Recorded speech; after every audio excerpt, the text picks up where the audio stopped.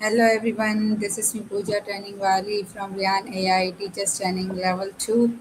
I hope you all are doing well. I warmly welcome you all to my Task to Success show where we meet with different personalities, come to know about their life journey, their success stories and their experience and so on.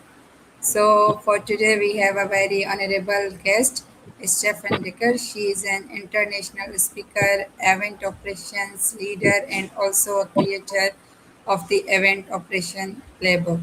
So a warm welcome to my guest today in my show, Stephine Ricker.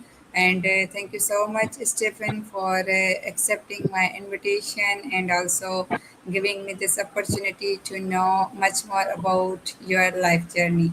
So, hello, Stephen, how are you? I'm well, thank you. Okay, Stephen, could you please introduce yourself and tell us a little bit about you so that my audience can come to know about you? Yeah, my name is Stephine Ricker. I'm a global event operations professional with over 9+ years of experience. So, corporate, Okay. government, non for profit, and business to business networking. Okay. Okay, so as I came to know from your profile that you are an event operations leader. So can you tell me that what inspired you to build a career in event operations and management? Yeah, it started when I was really young as a child. I was born to the squire to the first knight of Eldamere. And then he became the first king of Eldamere. So I was actually learning event operations as a young child, doing medieval reenactment from the 14th to the 17th century. And I did that for many, many years on a global perspective because many countries came together for a 2-week camping event. And then there was sword competitions, and there was arts and crafts, and learning how to do it all hands on, medieval dancing, and then I ended up doing planes operation and training officers, so second lieutenant in my cadet corps. I was doing military dances and school dances, and then uh, I had a pivot later in my career where I ended up working for Toronto for Magnetic Entrepreneur Inc., where I was doing global conferences. And then I ended up doing national conferences. And yeah, now I'm doing stuff globally. Okay, so it means that you have interest in this field since your childhood. Yes.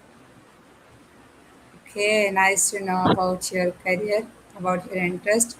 So, Stephen, you're also an international speaker. So, could you like to know me that what topics are you most passionate about sharing with your audience? Yeah, I'm really passionate about explaining the event ecosystem. It's all about the actual event and how the event is actually not the destination. It's just where everything comes together on a platform and then spreading it and creating a community impact overall after multiple events. Okay, and you have also created the Event Operations Playbook. So, what inspired you to develop it, and what problem does it solve? Yeah, the event operations playbook. It was kind of a personal project. I figured Okay, it was kind of hard to explain what I had done specifically as a career without a lot of pictures. And because a lot of the stuff that I'd actually done did not receive, a whole lot of pictures that I could actually use as material, I figured there was needed to be a way that I could explain my actual 9+ years of career experience in a way that could teach others. So that's how I created the event operations playbook. Was it's actually like my career on a fold that others can learn from. I figure then they could actually get some experience from it. And then I created the community because I wanted to get people together to come learn about events, to just participate. You know, there's a lot of passion around actually doing events, but there's all kinds of partnerships that go around and relationships that go around events. And I feel that if you can grow your relationships and expand beyond what the actually destination of the event is, then we can create a community out of love and respect for each other, on a, respecting other people's cultural differences and just engaging on the same topic, which is events. So, when you created this playbook?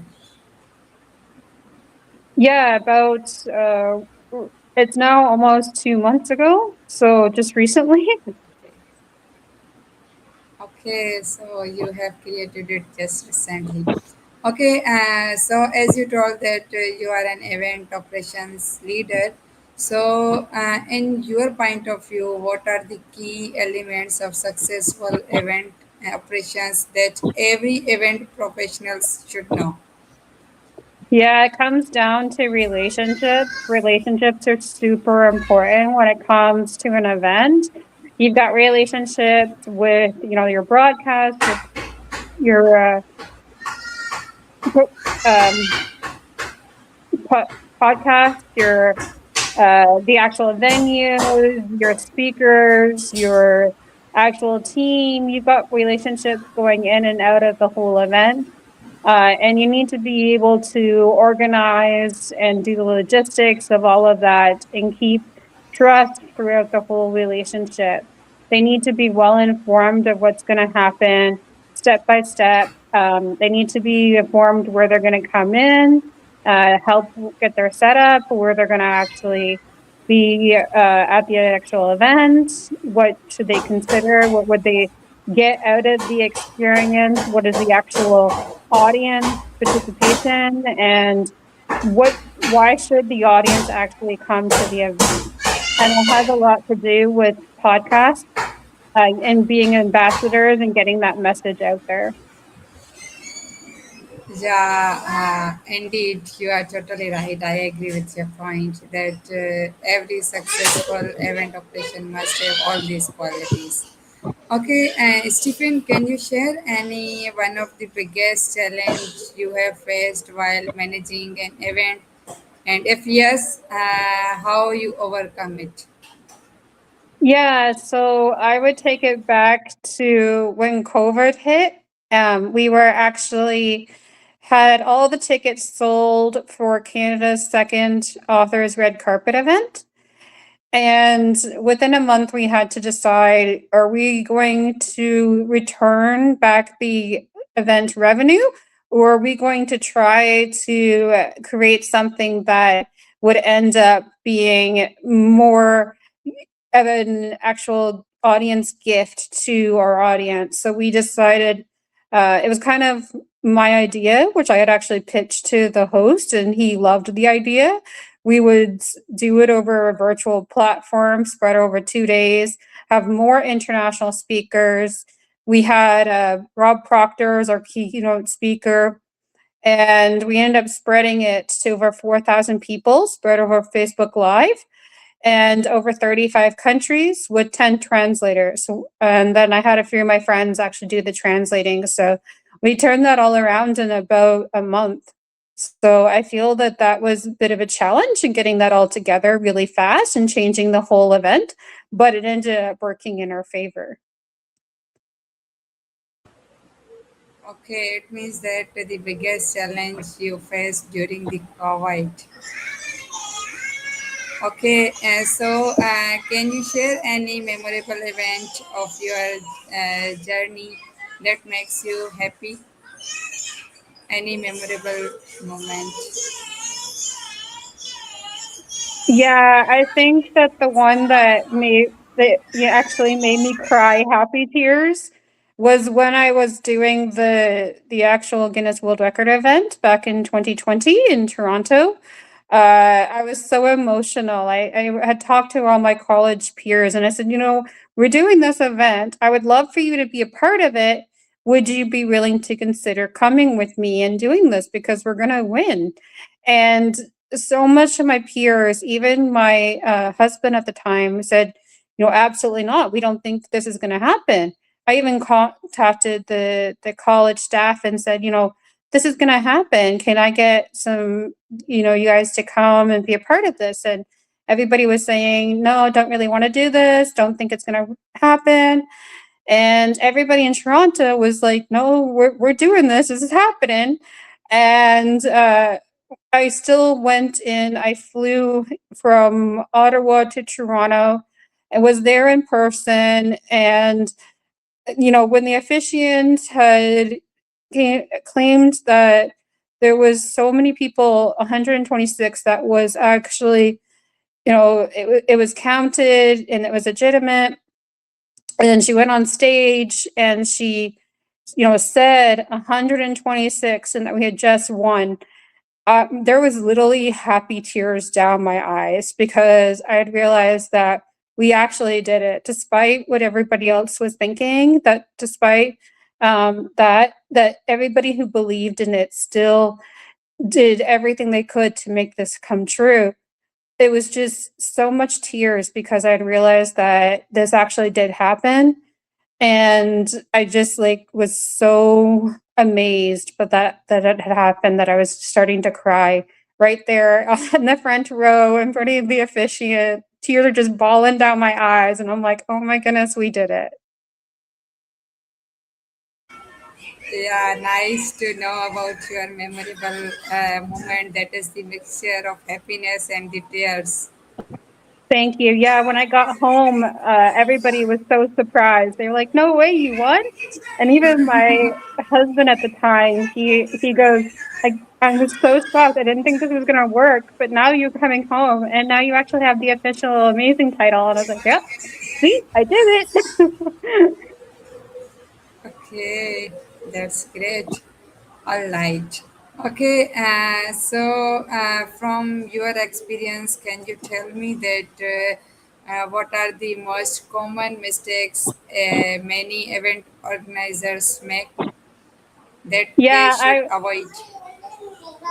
I would say the actual audience growth, getting the people to actually be a part of the event, to be there in person. It's it's a completely different situation when you're asking them to be on virtually because people are more comfortable with actually being in their own little element to come on virtually. It's not as difficult as getting them there in person to an actual event. You have to show that there is Absolutely. a huge that there is more to the event that they're going to get out of it, and being able to market it in such a way that they feel that they're willing to drive miles away or fly in order to actually be there in person. So the marketing is huge when it comes to events. How do you ensure that every event runs smoothly even when unexpected situations arise? Yeah, I would say having a very good marketing expert who can help sell the event very well is great to have in your pocket. Luckily, I have somebody who I can reach out to because I'm really good at the event operations, but I'm not really the marketing somebody. But, in this kind of field, when I said relationships, it's super important because relationships is literally how you end up making sure that where you're not the strongest, you can actually rely on somebody who is strong enough to do that part.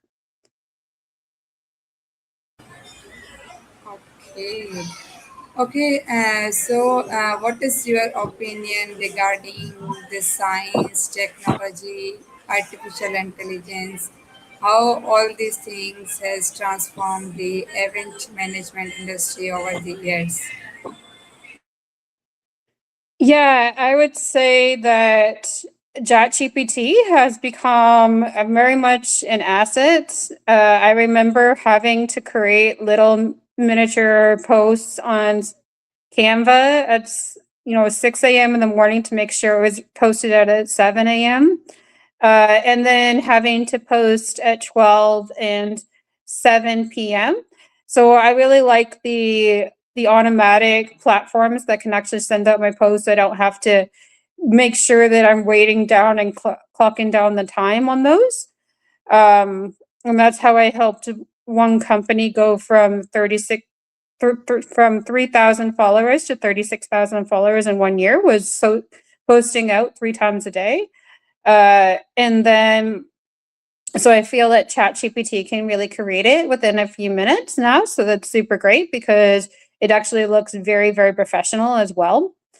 And then I really like C Event. C Event, I actually built a uh, 146 page That's uh, great. event operations manual from SharePoint.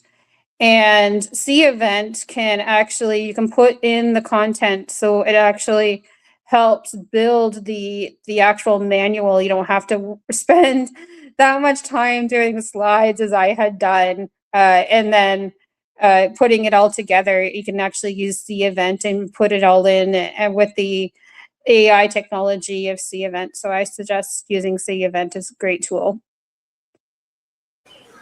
Okay, so it means that you are using ChatGPT, C Event, and so on in your daily life.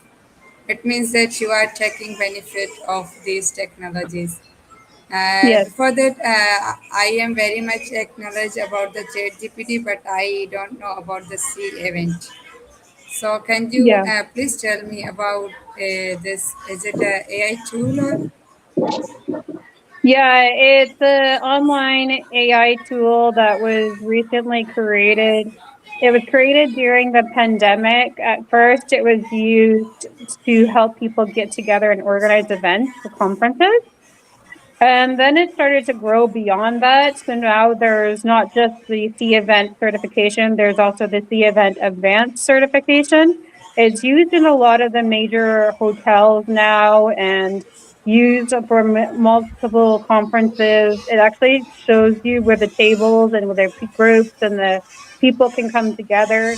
It's very highly used in the actual US, and it's just starting to be used in Canada since about 2020. And so that's why I wasn't really using it all that much. I was using SharePoint, but I've recently got known to using C Event.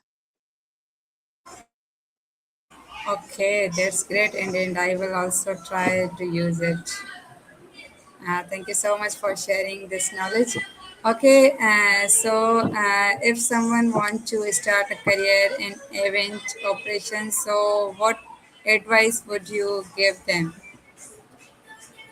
Yeah, I would say volunteer wherever possible. That's how I got started as a child, was volunteering whenever possible. And then when I was the planes operation and training officer for 2 years during military dances and military balls and school dances, I was actually volunteering for those 2 years to kind of get the experience and the education behind me.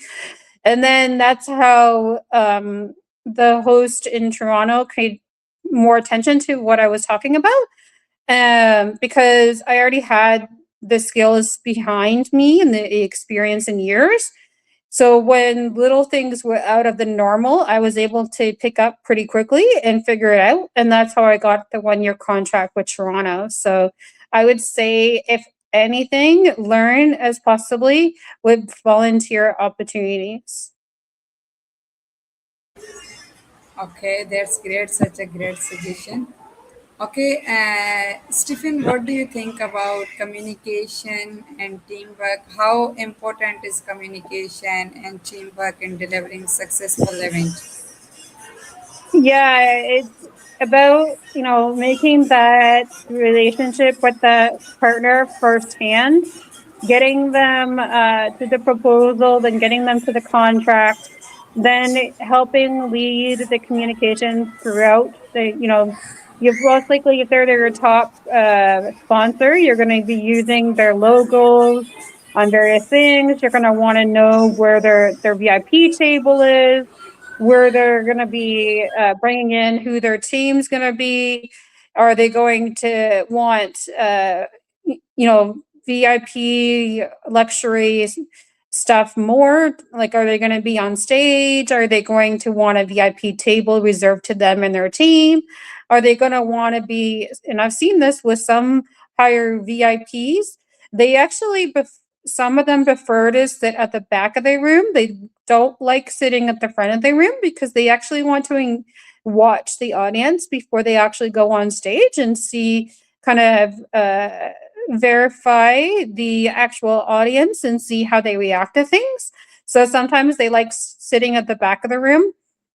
And then, are they going to be at the VIP dinner afterwards? Are they going to have a venue table? What is that going to look like? So there's a lot of communication back and forth.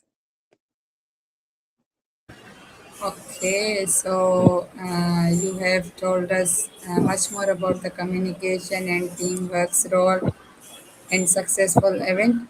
So, Stephen, you must have a personal life and professional life. So, how do you stay organized and manage multiple projects simultaneously? How do you balance all these things? Yeah, so you learn very quickly, and I'm so sure you probably know too. I've been hearing your kid playing in the background, and when I was doing this also professionally, I was also having my kid in the background. So we're strong mothers. We always trying to do the best for our children, and Exactly. each day, yeah, each day is, we get up and we do everything that we can to keep going for them because we know somebody else is relying on us. We still have to make sure that they're well looked after at the end of the day. Yeah, I agree with your point because right now I am also in this stage. I am also mother of a kid. So I also have to look after him and also some responsibilities, some projects. So nowadays we have to manage all these things, and I think so. The time management is key to focus on all the things simultaneously. Okay, Stephen, I am about to winding up this session, but before that, I would like to give a message to our audience who are listening us, who are watching us. So give them a beautiful message at the end. Yes, whatever you're going to do, whether that be podcasting, teaching, whichever career path you decide to take, remember to always follow your heart. Your heart is going to lead you towards the best next relationship, and people generally feel that. When you follow with your heart, you build trust in relationships over time. And I feel the way that you go by your heart is actually resonates with other people. Thank you so much, Stephen, for giving such a wonderful suggestion that we must listen to our heart. I personally like your suggestion, and I hope that my audience will also like and follow this suggestion. So, thank you so much for your time, for sharing valuable insights, and for inspiring me. I really get much more inspiration from your personality. So, take care of yourself and goodbye. Thank you. Bye. So, guys, this was our today's guest, Stephine Ricker, who shared her life journey, her experience. I hope you all get much more knowledge, much more insights, and much more inspiration from here. So, stay connected with me for more upcoming sessions. Inshallah, we'll meet you very soon. Till then, Allah Hafiz.